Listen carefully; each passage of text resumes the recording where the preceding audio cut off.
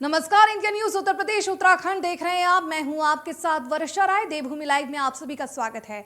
आइए बुलेटिन की शुरुआत करते हैं। बता दें कि बड़ी खबर आ रही है आपकी उत्तराखंड से, जहां पर आज पीएम नरेंद्र मोदी की वर्चुअल जनसभा स्थगित हो चुकी है।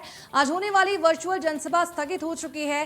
प्रदेश में खराब मौसम को देखते हुए ये फैसला लिया गया है। कुमाऊं मंडल के 4 जिलों में ये कार्यक्रम होना था, जिसे अब स्थगित कर दिया जा चुका है। अल्मोड़ा, बागेश्वर, चमावत में मतदाताओं से संवाद करना था, जिसे अब कैंसिल कर दिया जा चुका है। उत्तराखंड से बड़ी खबर हम आपको दिखा रहे हैं, जहां पर आज पीएम नरेंद्र मोदी की वर्चुअल रैली स्थगित कर दी जा चुकी है। आज जनसभा को संबोधित करना था, वहीं प्रदेश में खराब मौसम को लेते हुए ये फैसला लिया गया है।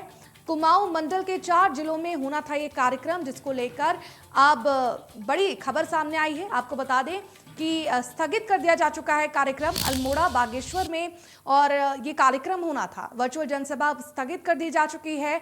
आज पीएम नरेंद्र मोदी वर्चुअल जनसभा को संबोधित करने वाले थे, जिसे अब स्थगित कर दिया जा चुका है, जिसके पीछे कारण खराब मौसम बताया जा रहा है। और इस पर ज्यादा जानकारी देने के लिए हमारे साथ हमारे संवाददाता रोहित सोनी जुड़ चुके हैं। आइए उनका रुख करते हैं। रोहित, वर्चुअल जनसभा, आज दूसरी वर्चुअल जनसभा दी पीएम नरेंद्र मोदी का वो अब स्थगित कर दिया जा चुका है। क्या कुछ जानकारी है?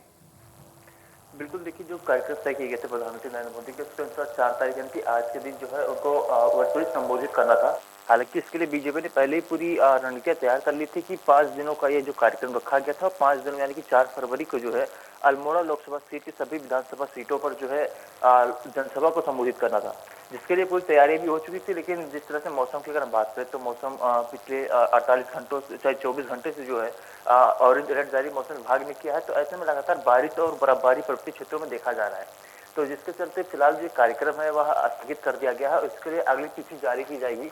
लेकिन ये संभावना है कि फिलहाल एक दिन का जो कार्यक्रम है, जो आज का कार्यक्रम था पीएम का संबोधन का, उसको स्थगित किया गया है। बाकी भी कार्यक्रम जो यथावत रखे गए, यानी कि जो 6 तारीख को कार्यक्रम पीएम मोदी के होंगे उसको यथावत रखा गया है। और इसी का भी बात करें तो कहीं ना कहीं ये रहा है कि मौसम की वजह से लोगों को भीड़ एकत्र करने में या फिर नेटवर्किंग इशू ना हो, इन सबके दृष्टिगत ऐसा रखा गया है। और उम्मीद की जा रही है कि बीच में, यानी कि अभी 1 दिन बाद जो है अल्मोड़ा लोकसभा सीट पर जो है फिर से जो है वर्चुअली संबोधन प्रधानमंत्री का कराया जा सकता है। जी, जिस तरह से रोहित आपने बताया चुनाव भी नजदीक है, तो अगली तारीख इसी जनसभा को लेकर क्या तय की जा चुकी है, इस पर कुछ जानकारी? बिल्कुल, देखिए, अभी तारीख तय नहीं किया गया, क्योंकि जो प्रधानमंत्री के जो कार्यक्रम लगाए गए थे वो प्रदेश की 5 लोकसभा सीटों पर जो है एक दिन तय किया गया था।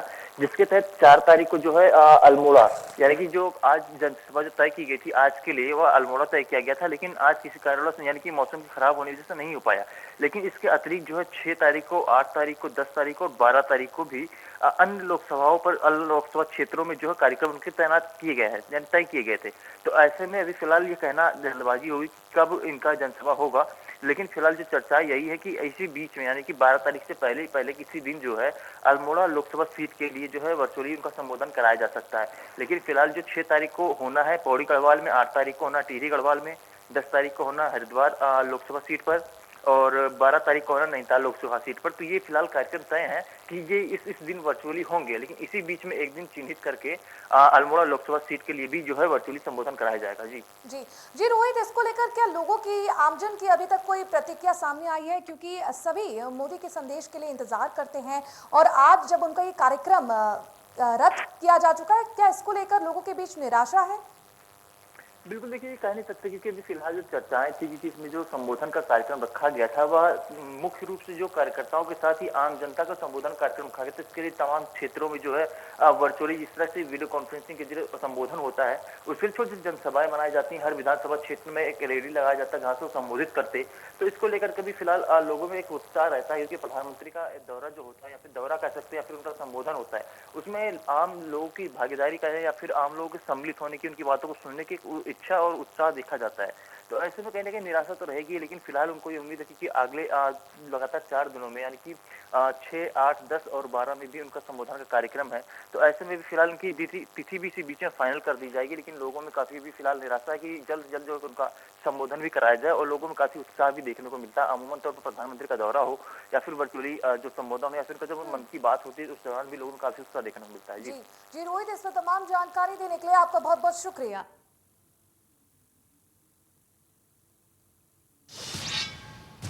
चलिए आइए खबरों में आगे बढ़ते हैं, रुक करते हैं बड़ी खबर का। कल राहुल गांधी उत्तराखंड के दौरे पर हैं। हरिद्वार में राहुल गांधी वर्चुअल रैली करने वाले हैं। किच्छा में किसानों के मुद्दे पर चर्चा भी करते हुए नजर आएंगे राहुल गांधी। इस वक्त की बड़ी खबर हम आपको दिखा रहे हैं किस तरह से कल राहुल गांधी का उत्तराखंड दौरा होना है, जहां पर वह किच्छा में किसानों के मुद्दे पर उनसे वार्तालाप करते हुए भी नजर आएंगे। बड़ी खबर हम आपको दिखा रहे हैं चुनावों से जुड़ी, जहां पर कल राहुल गांधी का उत्तराखंड दौरा होना है। हरिद्वार में राहुल गांधी वर्चुअल रैली करते हुए नजर आएंगे। साथ ही किच्छा में किसानों के मुद्दे को लेकर चर्चा भी करते हुए नजर आएंगे।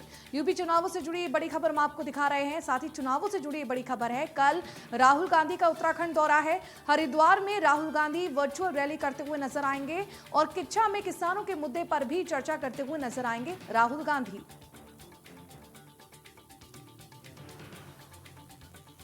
चलिए आइए इसी बीच बड़ी खबर लगातार हम आपको दिखा रहे हैं। आपको बता दें कि राहुल गांधी का कल उत्तराखंड दौरा है, जहां पर राहुल गांधी किसानों से संवाद करते हुए नजर आएंगे, उनसे किसानों के मुद्दे पर चर्चा करते हुए नजर आएंगे। चुनावों से जुड़ी बड़ी खबर हम आपको दिखा रहे हैं। राहुल गांधी का कल उत्तराखंड दौरा है। हरिद्वार में राहुल गांधी वर्चुअल रैली करते हुए नजर आएंगे। और इस पर ज्यादा जानकारी देने के लिए हमारे साथ हमारे संवाददाता रोहित जुड़ चुके हैं। रोहित, कल राहुल गांधी का उत्तराखंड दौरा होना है, क्या कुछ जानकारी है? बिल्कुल, देखिए राहुल गांधी के दौरे को लेकर के फिलहाल कांग्रेस ने सारी तैयारियां पूरी कर ली है। मुख्य रूप से जो फिलहाल जो कार्यक्रम तय किए गए वो काफी अहम कार्यक्रम माना जा रहा है, उनका दौरा माना जा रहा है।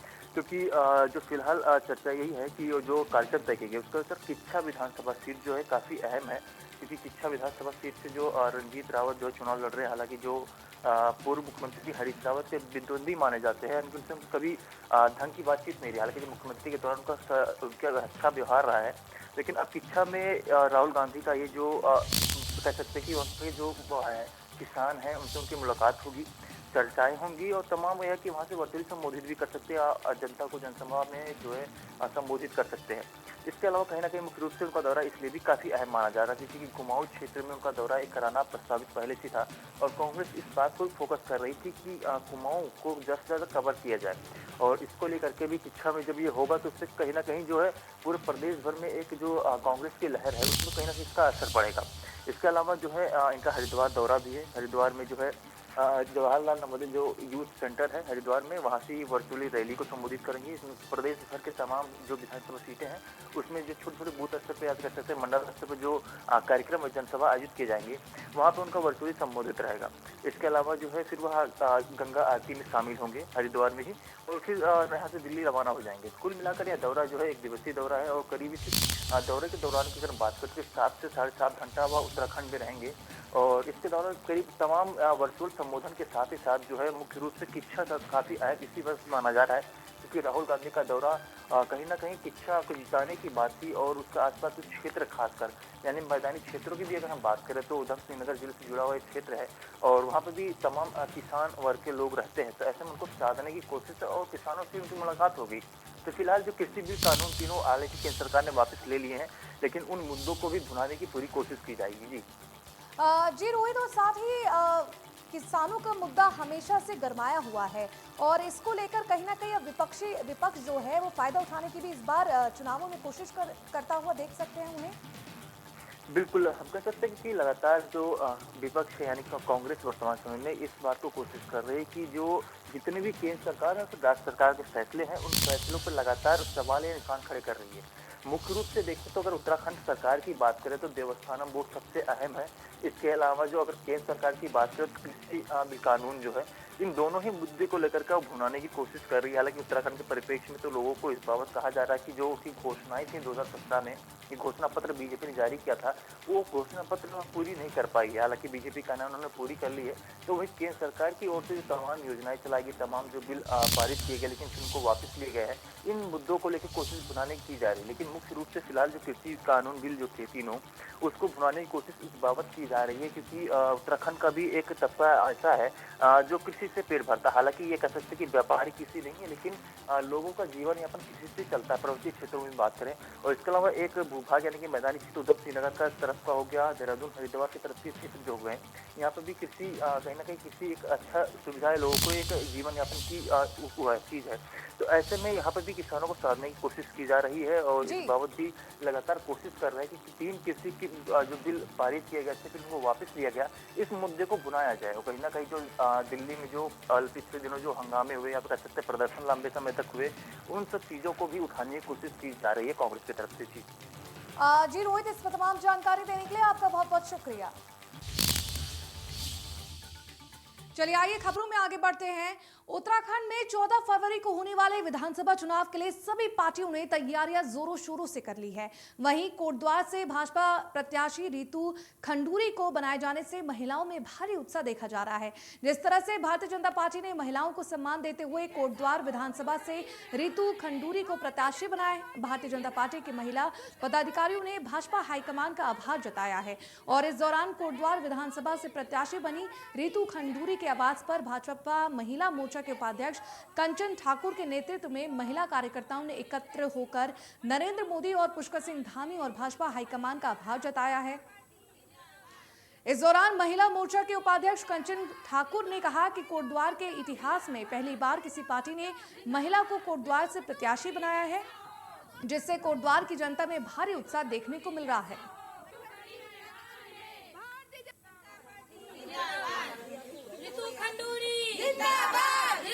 महिला मोर्चा जिंदाबाद, महिला मोर्चा जिंदाबाद। रितु खंडूरी जैसा हो, और का विधायक कैसा हो, रितु खंडूरी जैसा हो। भारी बर्फबारी के बीच गंगोत्री विधानसभा से भाजपा के प्रत्याशी सुरेश चौहान जागड़ा क्षेत्र के भ्रमण पर हैं, जहां कार्यकर्ताओं ने उनका जोरदार स्वागत किया। इस मौके पर सुरेश चौहान ने कहा कि यहां हो रही बर्फबारी उनके लिए शुभ संकेत है। कि वहीं इस मौके पर उन्होंने लोदाड़ा, भेटियारा एवं धोनतरी गांव में डोर टू डोर जनसंपर्क किया है।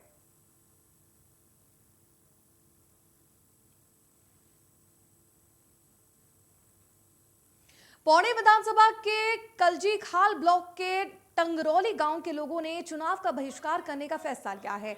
ग्रामीणों ने बैठक कर आगामी विधानसभा चुनाव के बहिष्कार का फैसला लिया है।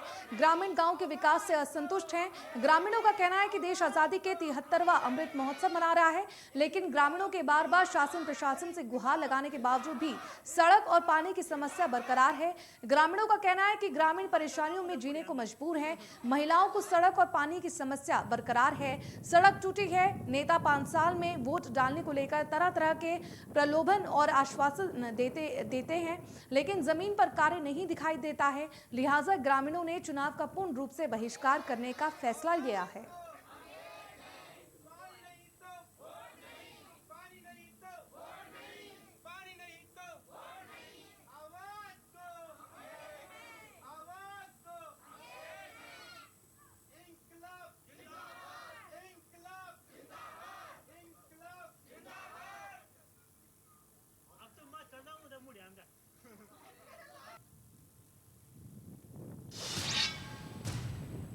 पिछले 24 घंटों से लगातार बारिश और बर्फबारी से अल्मोड़ा के आसपास के कई हिस्सों में भारी बर्फबारी हो रही है, जिसमें बिनसर, जागेश्वर, कसार देवी सहित अनेक स्थानों में जनजीवन ठप हो गया है।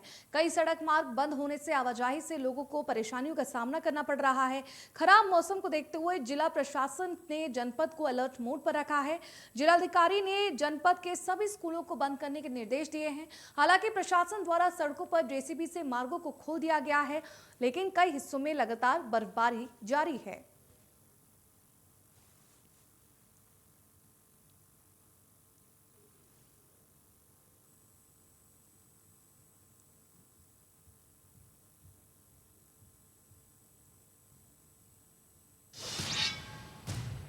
वक्त हो चुका है एक छोटे से ब्रेक का, जल्द हाजिर होंगे। आप देखते रहिए इंडिया न्यूज उत्तर प्रदेश उत्तराखंड।